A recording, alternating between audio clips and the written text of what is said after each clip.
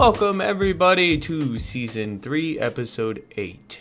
Alright, so we're going to jump into it real quick. It's going to be a real quick and short episode. So we're going to be talking about Julio Jones being traded to the Titans, Nikola Jokic winning the NBA MVP, and LeBron saying that he's going to change his jersey number to number 6 for next season, and the MLB saying that they have a memo coming out very soon for the foreign substance possible ban and what the consequences will be. All right, let's get it rolling.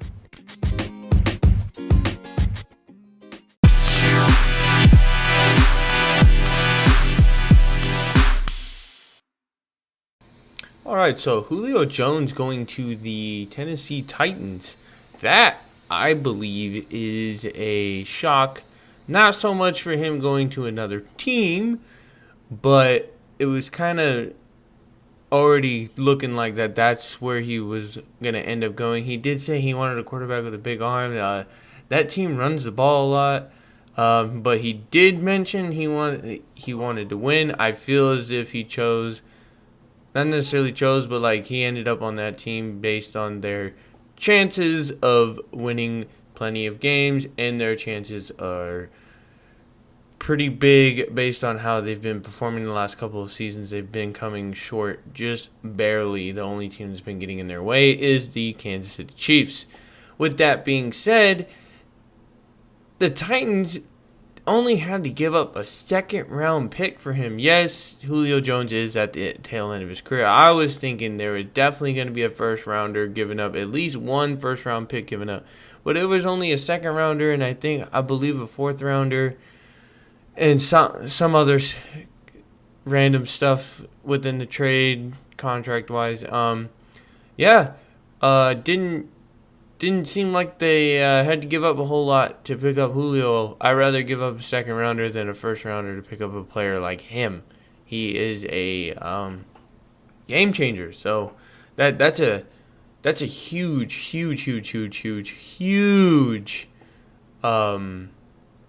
pickup for the Titans and their offense. I feel like that'll improve them, whether he performs with Pro Bowl type stat line or not. All right, and so moving on to the next topic, Nikola Jokic. I think that's how you say his name. Not really familiar on how to say his name, so excuse me. Wins the NBA MVP title.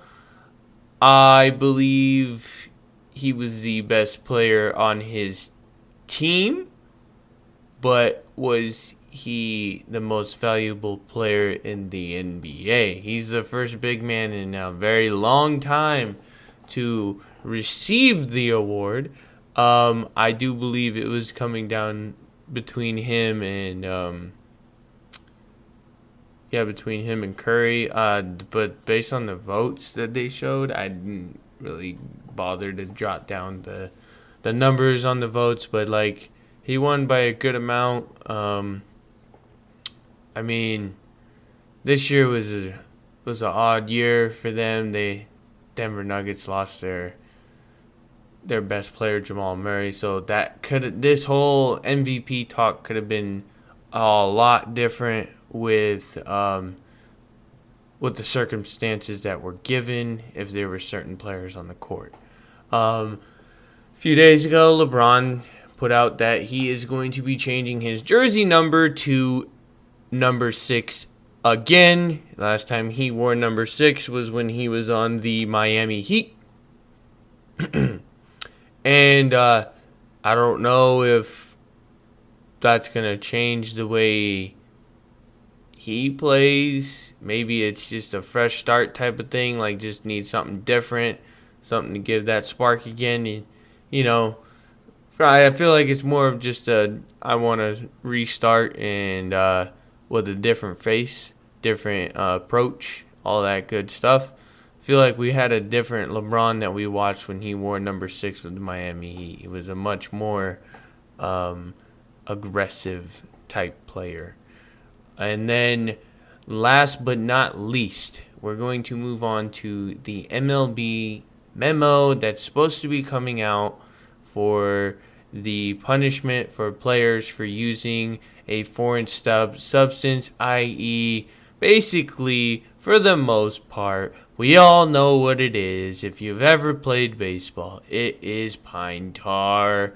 Pitchers use some form of stickum or pine tar to basically get a really good grip to where you can increase the spin rate on the ball for breaking pitches, and just overall, like, you increase the movement on your pitch. It helps. People have been doing it for years. They're cracking down on it because these guys are throwing unhittable pitches, and obviously they're not doing it themselves. They're doing it with a little bit of help.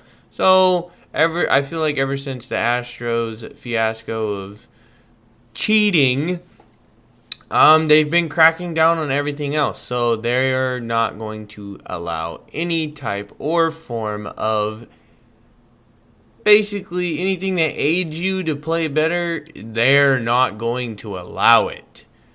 It's getting pretty strict down there in the MLB.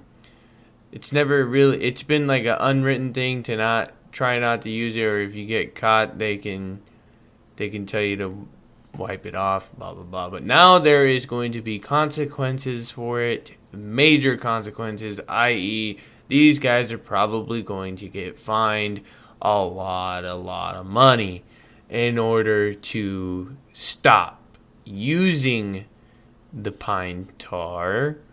Basically, that's all I've heard about is guys using pine tar. They either got it on the inside of their glove, they got it hidden on their belt, they have it on their wrist, they have it in or dudes, they've shown dudes putting it on their neck, so they like wipe the sweat. They're acting like they're wiping sweat or whatever, and they're actually just getting their hands nice and sticky to throw a nasty fucking curveball.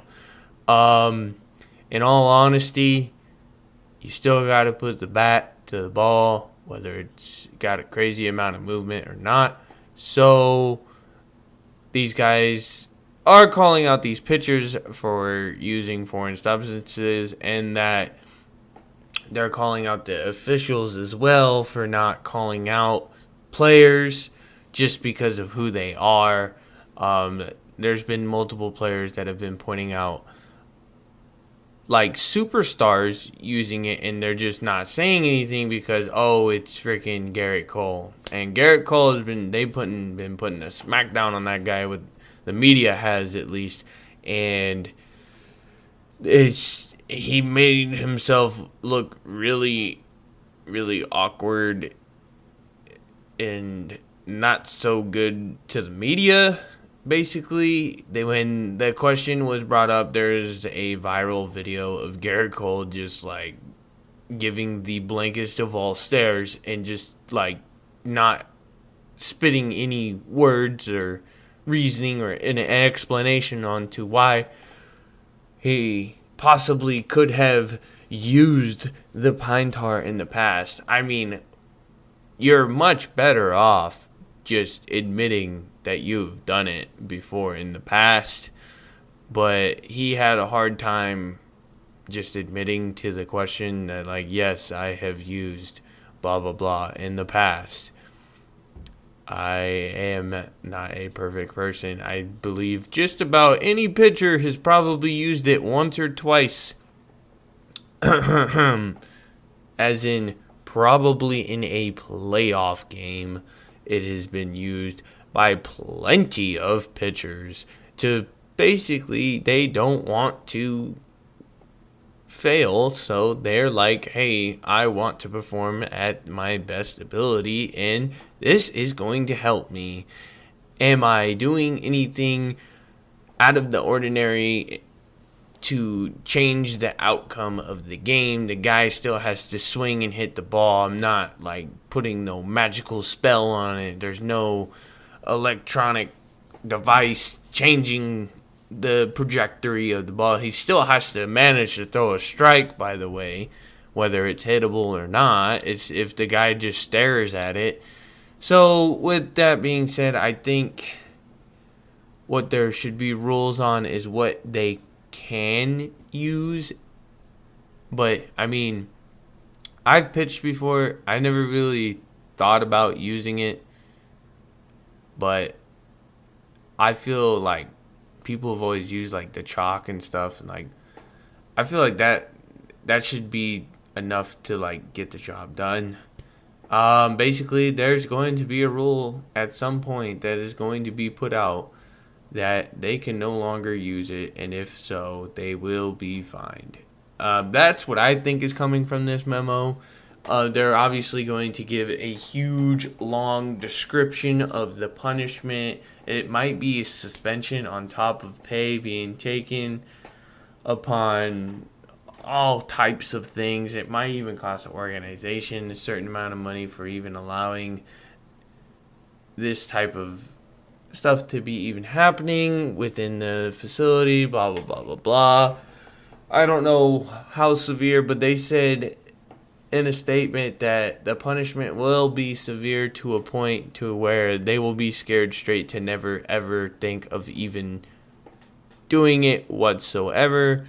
Players usually find a loophole to stuff, so we'll see how this goes. Other than that, everybody, there hasn't been a whole lot going on. The NBA playoffs are going on. The Phoenix Suns have a 3-0 lead. The Clippers are playing tonight. They're down 2-0. And we're coming down towards the end of the NBA playoffs. And I've been catching games here and there as much as I can. And that's pretty much it. Thank you for listening.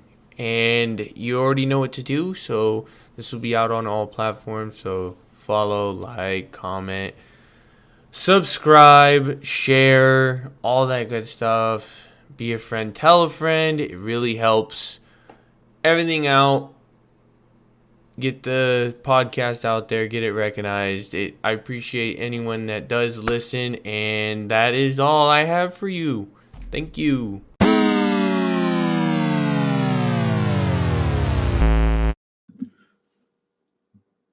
Hey everyone, if you haven't heard about Anchor, it's the easiest way to make a podcast. Let me go ahead and explain. It's free. There's creation tools that allow you to record and edit your podcast right from your phone or computer. Anchor will distribute your podcast for you so it can be heard on Spotify, Apple Podcasts, and many more. You can make money from your podcast with no minimum listenership. It's everything you need to make a podcast in one place. It's not hard at all. Go ahead and check it out.